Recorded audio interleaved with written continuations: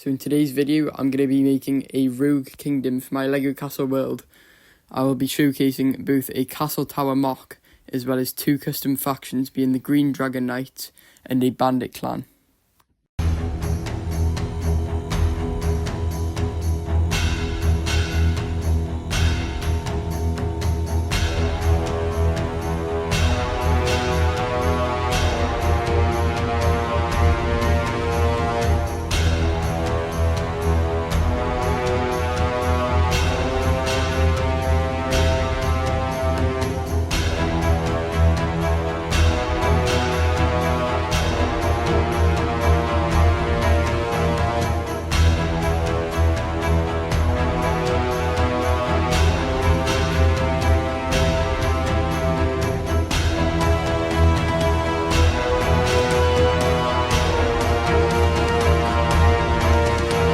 Now taking a closer look at my Green Dragon Knight minifigures, I only actually had one official torso, which I combined with some Sky Pirate legs from Ninjago, along with a Viking helmet, sword, shield, as well as a cape. To stretch out my army, I used some reverse 2013 Dragon Knight torsos with different coloured arms and capes to fit in with the original and more expensive rare faction. Using these parts, I made two foot soldiers, with one with green arms and one with brown, using more Sky Pirate legs, shields, short swords, one with a helmet, one with hair, which I also added a cape to cover up the old Dragon Knight logo to fit in with the Green Dragon Knights instead of the red. I then made an archer using another reverse torso, black legs, tan arms with a quiver to cover up the logo and a samurai helmet. Using the same torso part, I made an assassin using Lloyd from Ninjago's legs, dark green arms and a Star Wars hood. I then made a final figure for the faction using shoulder armour and a great helm, however sadly I could not include this in the mock.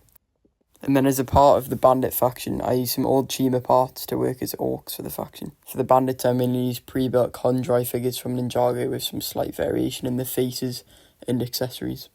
Moving on to the mock, I first built a simple freeform landscape with mud waking up to some more simple remains of vegetation, which I use more neutral tones to make the land look more abandoned to fit in with the rogue theme.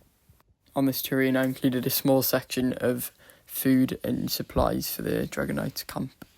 On this terrain, I also included a single jumper plate to hold the abandoned castle tower that I was going to include. Taking a closer look at the terrain, I used more rough angles and wedge plates to achieve quite a rugged feel to the mock. Now looking at the tower, I wanted to make the tower feel abandoned from a previous and greater civilization.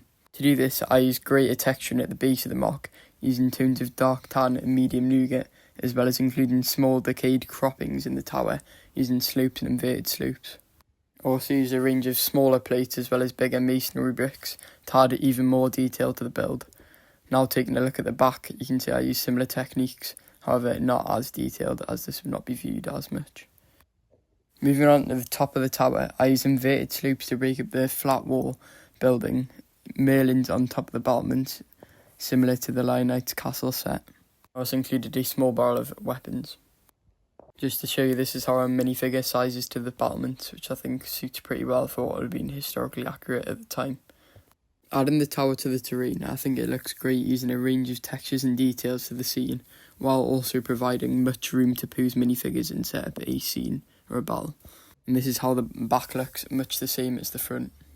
And just as an example, this is how you could set up a battle scene using additional side builds that I made in my building a battle pack, which you should check out on my channel. But anyway, that's it from me.